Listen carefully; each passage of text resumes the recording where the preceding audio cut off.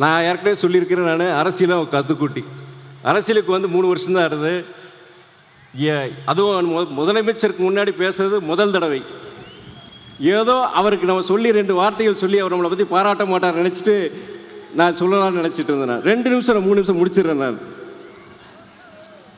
சாதாரண ஜனங்களுக்கு, ஏழை ஜனங்களுக்கு பயன்படுற மாதிரி ஒரு முக்கியமான சிலது மாத்திரம் 100 நாள் வேலை திட்டத்தை 150 நாளா அதை உயர்த்தி, சம்பளம் அதே மாதிரி நாளொன்றுக்கு 400 ரூபாயை உயர்த்துறதுக்கும், அதே மாதிரி மகளிர் சுய உதவி குழுக்கு 10 லட்சம் ரூபாய் வட்டியில்லா கடன், அது இல்லாம நீங்க சாலைகளில் இருக்கிற அந்த டோல்கேட் எல்லாத்தையுமே மொத்தமா அகற்ற போறாங்க. இந்த தேர்தல் அறிக்கையில இந்த மாதிரி சாதாரண ஏழை எளிய ஜனங்களுக்கு நிறைய விஷயங்கள் இருக்கு. நான் நேற்று திருச்சிராப்பள்ளியில் நான் வந்த உடனே நான் இன்னைக்கு பல இடங்கள்ல நம்மளோட கூட்டணி கட்சி தலைவர்களை சந்திச்சுட்டு பத்திரிகைகளுக்கு நான் பேட்டி கொடுக்கும் போது, அப்போ ஒரு பத்திரிகையாளர் கேட்டார், நீங்க இந்த திராவிட முன்னேற்ற கழகத்தின் தேர்தல் அறிக்கையை நீங்க எல்லா இடத்துலயும் நீங்க சொல்றீங்க, அதோட பெருமையில சொல்றீங்க, ஆனா அதெல்லாம் அவங்க செய்வாங்களா, அது எப்படி செய்வாங்க நீங்க சொல்ல முடியுமான்னு கேட்டாங்க.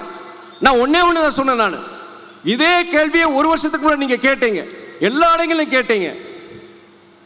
நம்ம மகளிர் சுய உதவி, நம்ம மகளிர் உதவித்தொகை அதை திமுக அரசு செய்ய முடியாது நீங்க சொன்னீங்க. ஆனா நம்முடைய முதலமைச்சர் அவர்கள் அது செஞ்சு காமிச்சிருக்கிறார். இன்னைக்கு 1,15,00,000 ஏழை குடும்ப தலைவிகள் அதை பெற்று பயன்பெறாங்க. செய்ய முடியாத செஞ்சு காமிச்சிருக்கிற முதலமைச்சர்.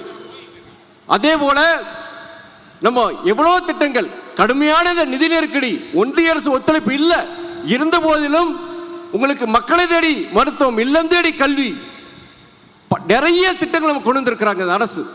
இந்த ஒன்றிய அரசு தமிழ்நாட்டுக்கு கொடுக்க வேண்டிய அந்த நிதியை கொடுத்திருந்தானா 100 விழுக்காடு நம்முடைய தேர்தல் அறிக்கையில் சொன்ன எல்லாத்தையும் நம்ம முதலமைச்சர் செஞ்சிருப்பார்னு சொல்லிட்டு, இது முக்கியமான தேர்தல், மறுபடியும் மத்தியில பாஜக ஆட்சி வந்துடக்கூடாது.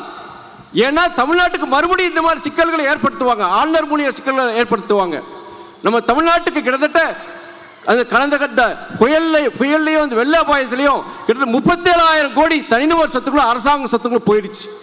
அதுக்கு 1 பைசா கூட இது வரைக்கும் அவங்க கொடுக்கல. அவங்க ஒன்றிய அரசு மறுபடியும் அவங்க ஆட்சிக்கு வந்தானா சிறுபான்மையினருக்கு மட்டும் கிடையாது, தமிழ்நாட்டு மக்கள் அனைவருக்கும் ஒரு பெரிய கேடா முடியும்னு சொல்லிட்டு கண்டிப்பா இந்த ஆட்சி வரக்கூடாதுன்னு சொல்லிட்டு நான் பேசிட்டு சொல்லியிருந்தேன். நான் இந்த தேர்தலை பொறுத்தவரை இது நீதிக்கும் அநீதிக்கும் இடையிலான போர், ஜனநாயகத்துக்கும் பாசிசத்துக்கும் இடையிலான போர்,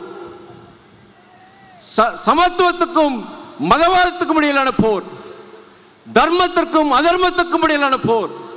இறுதியில் தர்மமே வெல்லும். இந்த தேர்தலில் நமது கூட்டணி, நமது முதலமைச்சர் தலைமையிலான கூட்டணி மிகப்பெரிய வெற்றியை பெறும். கிரேக்க மன்னன் பிலிப்பிற்கு ஒரு மாவீரன் அலெக்சாண்டர், ஹைதர் அலிக்கு ஒரு திப்பு சுல்தான், ராஜராஜ சோழனுக்கு ஒரு ராஜேந்திர சோழன், காண்டிமனுக்கு ஒரு வீர அபிமன்யு, ராவணனுக்கு ஒரு இந்திரஜித், பண்டித ஜவஹர்லால் நேருக்கு ஒரு இந்திரா காந்தி அம்மையார், முத்தமிழ் அறிஞர் கலைஞர் ஐயாவிற்கு ஒரு மு.க. ஸ்டாலின் அவர்கள் தலைமையில் ஒரு மாபெரும் வெற்றியை பெறும். 40 நமது. நன்றி, வணக்கம்.